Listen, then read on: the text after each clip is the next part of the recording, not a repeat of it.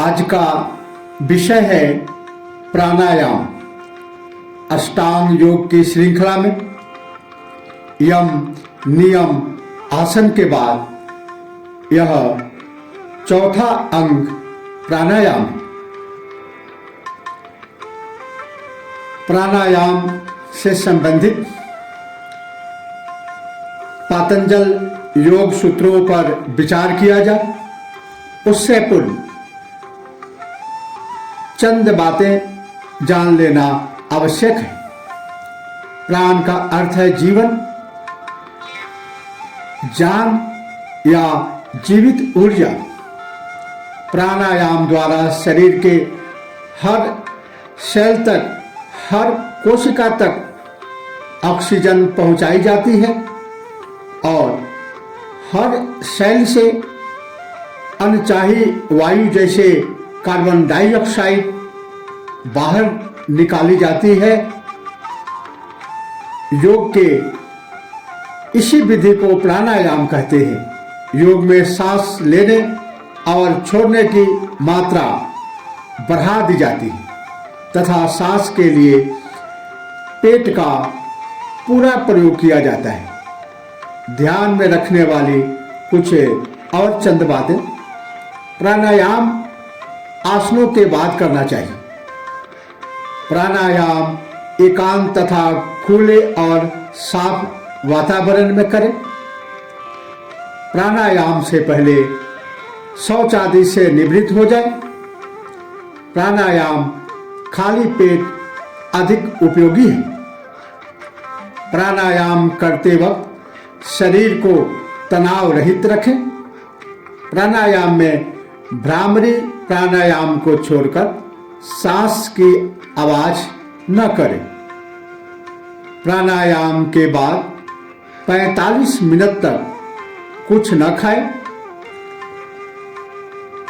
प्राणायाम में सांस लेते समय पहले पेट को भरें, फिर छाती को, और सांस छोड़ते समय पहले छाती खाली करें, फिर पेट खाली करें। शीतली और शीतकारी को छोड़कर सांस नाक से ही लें और छोड़ें। अभ्यास के समय आंखें बंद रखनी चाहिए। प्रभात का समय प्राणायाम का अच्छा समय है। प्राणायाम के बाद 15 मिनट तक आसन न करें। प्राणायाम में दोनों नासिकाओं का बराबर प्रयोग करें। प्राणायाम से संबंधित कुछ महत्वपूर्ण शब्द हैं जिसका अर्थ जानना जरूरी है। प्राणायाम मुख्य रूप से 3 प्रकार के होते हैं: पूरक, रेचक और कुंभक। पूरक का अर्थ होता है सांस लेना, रेचक का अर्थ होता है सांस छोड़ना, और कुंभक का अर्थ होता है सांस रोकना, न लेना न छोड़ना। इन्हीं महत्वपूर्ण शब्दों के साथ अभी प्रस्तुत है पातंजल योग सूत्र 49 योग दर्शन साधन पार। महर्षि पतंजलि कहते हैं,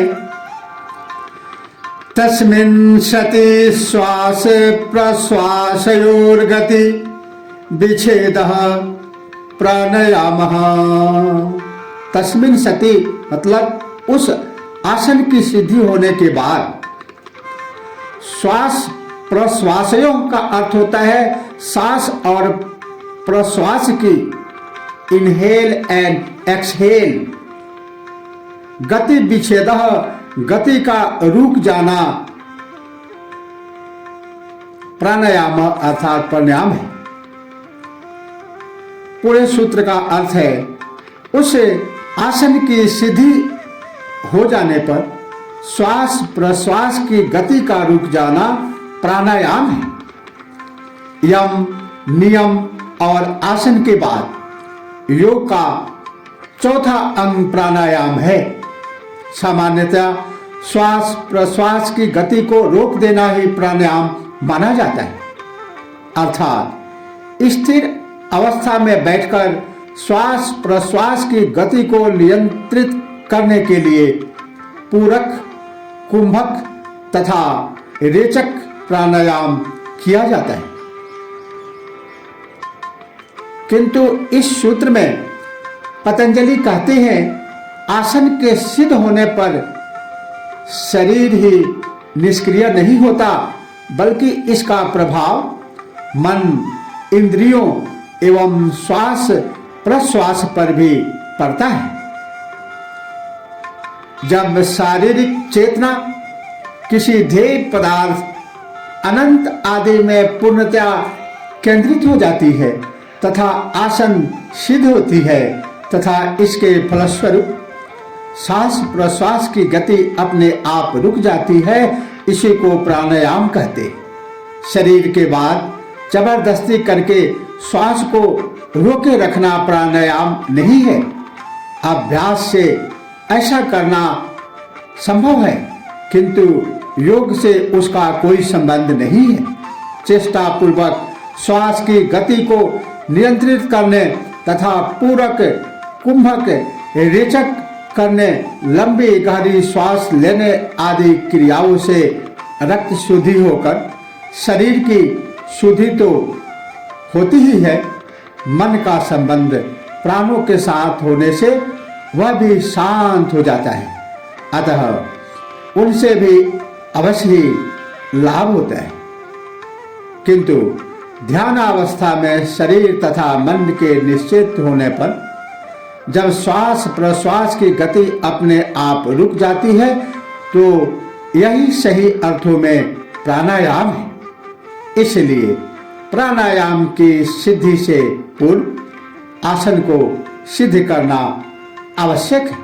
इसीलिए अष्टांग योग में प्राणायाम से पहले आसनों का ज्ञान महर्षि पतंजलि ने दिया है। और इसी बात को स्पष्ट करते हुए उन्होंने अपने सूत्र 49 में कहा है, तस्मिन् सति श्वास प्रश्वासयोर गति विच्छेदः प्राणायामः। अष्टांग योग के श्रृंखला में प्राणायाम के इस सूत्र 49 के साथ ही ओम नमः शिवाय। जय श्री कृष्ण।